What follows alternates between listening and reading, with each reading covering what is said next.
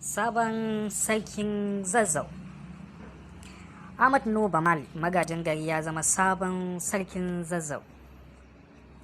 Ku danna mana subscribe sannan ku danna kararrawa domin jin sababbin labaran kanmu. Sabon sarkin Zazzau Alhaji Ahmad Nuhu Bamal ya shiga fadar masarautar Zazzau bayan an naɗa shi a matsayin sarki na 19. Ɗazu da rana ne gwamnatin jihar Kaduna da ke Najeriya ta naɗa a matsayin sabon sarkin Zazzau. Ya maye gurbin mai martaba Dr. Shehu Idris wanda ya rasu ranar Lahadi 20 ga watan Satumba 2020 bayan ya kwashe shekara 45 yana kan mulki. Sakon da aka wallafa a shafin gwamnatin jihar Kaduna na Twitter ya ce, gwamnatin jihar Kaduna ta sanar da naɗa Alhaji Ahmad Nuhu Bamali a matsayin sarkin Zazzau na 19. Alhaji Nuhu Bamali shi ne sarki na farko daga gidan Mallawa cikin shekara 100 da suka gabata.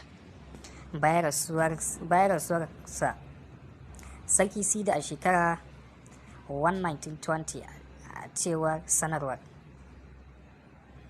Ta kara da cewa Malam Nasiru El-Rufai wato gwamnan Kaduna Najeriya yana taya mai martaba Alhaji Nuhu Bamali kan naɗin nasa kuma ya yi masa fatan alheri da zama lafiya a mulkinsa.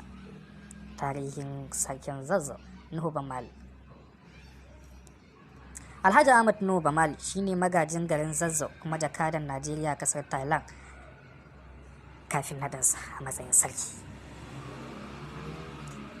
Da ne ga Nuhu Bamali magajin garin Zazzau kuma tsohon minista a Najeriya wanda ya rasu 2001. A makon jiya ne gwamnatin Kaduna ta ce masu zaben sarki za su sake tattaunawa domin zaben wanda ya dace bayan an soke zaben farko saboda sun cire mutum biyu da ke takara. A ranar 22 ga watan Satumba ne gwamnan El-Rufai yayin da yake jiran sunayen daga masu zaben sarkin Zazzau yana karanta wani littafi mai wani farfesa farar fata kan zaben sabon sarkin Zazzau. A shafinsa na Twitter, El-Rufai ya wallafa hoton bangon littafin da farfesa MG Smith ya rubuta mai taken gwamnati a Zazzau wanda aka wallafa 1960.